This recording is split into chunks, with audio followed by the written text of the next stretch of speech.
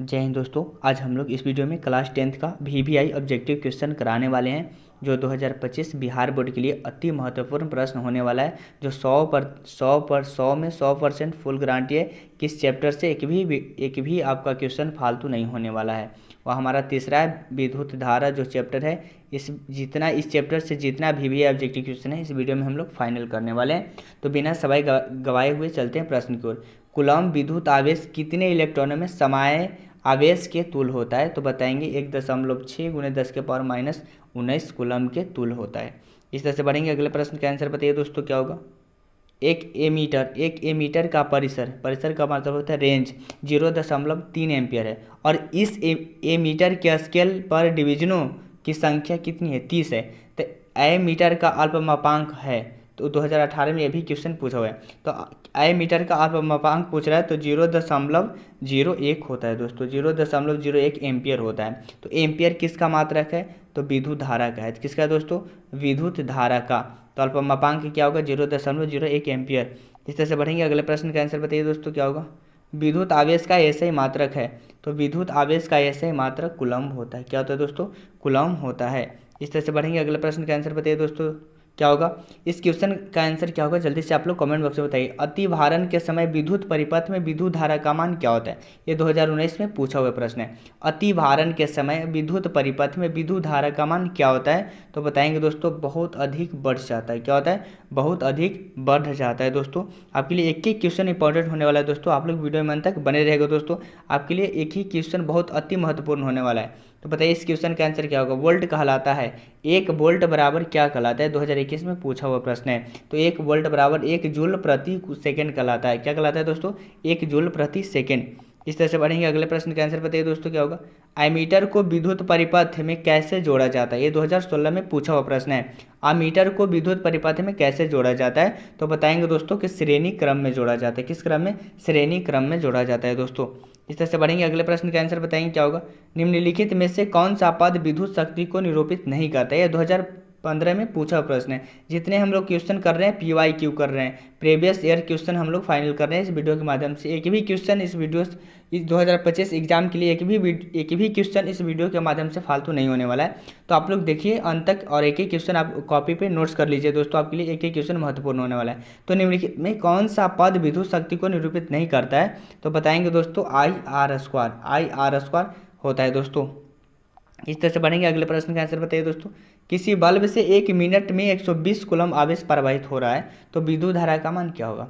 तो I बराबर क्या होता है दोस्तों? देखिए तो 1 मिनट में कितने हो रहा है? 120 कूलम्ब होता है। तो I बराबर Q/T होता है। क्या होता है? Q।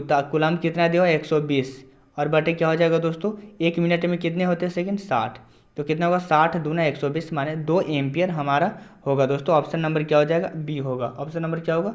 बी। इस तरह से बढ़ेंगे। अगले प्रश्न का आंसर बताइए दोस्तों क्या होगा। किस उपकरण में धन और ऋण का चिन्ह नहीं होता है? किस उपकरण में धन और ऋण का चिन्ह नहीं होता है? ये भी क्वेश्चन 2015 में पूछा हुआ है। तो इस क्वेश्चन का आंसर क्या होगा जल्दी से कमेंट बॉक्स में बताइए। किस उपकरण में धन और ऋण का चिन्ह नहीं होता है? तो बताएंगे दोस्तों ऑप्शन नंबर सी होगा, कुंडली में नहीं होता है। इस तरह से बढ़ेंगे। अगले प्रश्न का आंसर बताइए दोस्तों क्या होगा। लघुपथ के समय परिपथ में विद्युत धारा का मान होगा। ये भी 2015 में पूछा हुआ प्रश्न है दोस्तों। लघुपथ के समय परिपथ में विद्युत धारा का मान होगा, तो बताएंगे दोस्तों बहुत अधिक होगा। ये 2015 में पूछा हुआ प्रश्न है। क्या होगा ऑप्शन इसका? ऑप्शन नंबर ए होगा। इस तरह से बढ़ेंगे। अगले प्रश्न का आंसर बताइए दोस्तों क्या होगा। किसी बल्ब से 220 वोल्ट पर 2 एम्पियर की धारा प्रवाहित होती है, तो फिलामेंट का प्रतिरोध होगा। 220 वोल्ट पर 2 एम्पियर की धारा प्रवाहित हो रही है, समझ रहे हैं दोस्तों। तो क्या होगा? 220 वोल्ट पे कितना एम्पियर का धारा प्रवाहित हो रहा है? 2 कटेगा तो 110 ओम होगा। ऑप्शन नंबर क्या हो जाएगा? बी होगा। ऑप्शन नंबर क्या हो जाएगा दोस्तों? बी। इस तरह से बढ़ेंगे। अगले प्रश्न का आंसर बताइए क्या होगा।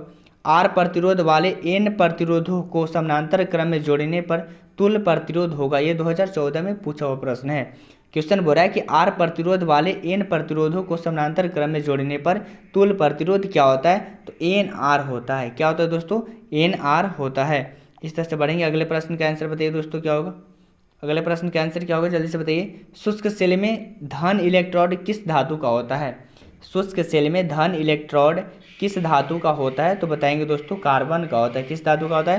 कार्बन का होता है। इस तरह से बढ़ेंगे। अगले प्रश्न का आंसर बताइए दोस्तों क्या होगा।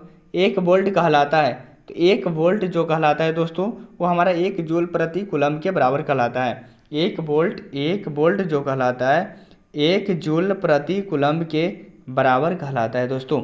इस तरह से बढ़ेंगे। अगले प्रश्न का आंसर बताइए दोस्तों क्या होगा। विभवांतर मापने वाले यंत्र को कहा जाता है, तो विभवांतर मापने वाले यंत्र को क्या कहा जाता है, इस क्वेश्चन का आंसर जल्दी से कमेंट बॉक्स में बताइए। तो विभवांतर मापने वाले यंत्र को क्या कहा जाता है, वोल्ट मीटर कहा जाता है। ऑप्शन नंबर बी होगा। इस तरह से बढ़ेंगे। अगले प्रश्न का आंसर बताइए दोस्तों क्या होगा। किसी कुंडली का प्रतिरोध ज्ञात करने का सूत्र क्या है, तो किसी कुंडली का प्रतिरोध ज्ञात करना है तो जो सूत्र होता है दोस्तों वो क्या होता है, R बराबर V/I होता है। R बराबर V/I। ऑप्शन नंबर कौन सा होगा, बी होगा। इस तरह से बढ़ेंगे। अगले प्रश्न का आंसर बताइए जल्दी से दोस्तों क्या होगा। बिजली के फ्यूज का तार बना होता है, तो बिजली के फ्यूज का तार जो बना होता है दोस्तों वो क्या होता है, बिजली के फ्यूज का तार टीन का होता है, तांबे का होता है। तांबे और टीन दोनों का होता है, इनमें से कोई नहीं होगा। इस ऑप्शन में से कोई नहीं होगा। जो विद्युत बिजली के फ्यूज जो बना तार का बना होता है इनमें से कोई नहीं होता है। इस तरह से बढ़ेंगे। अगले प्रश्न का आंसर बताइए दोस्तों। विद्युत की तंतुओं को बनाने में टंगस्टन का उपयोग क्यों किया जाता है। बल्ब के तंतुओं को बनाने में टंगस्टन का उपयोग क्यों किया जाता है, तो बताएंगे दोस्तों क्योंकि इसका गलनांक 3380 डिग्री सेल्सियस है। किसका, टंगस्टन का उपयोग क्यों किया जाता है, क्योंकि इसका गलनांक 3380 डिग्री सेल्सियस है दोस्तों, इस चलते इसका उपयोग किया जाता है। इस तरह से बढ़ेंगे। अगले प्रश्न का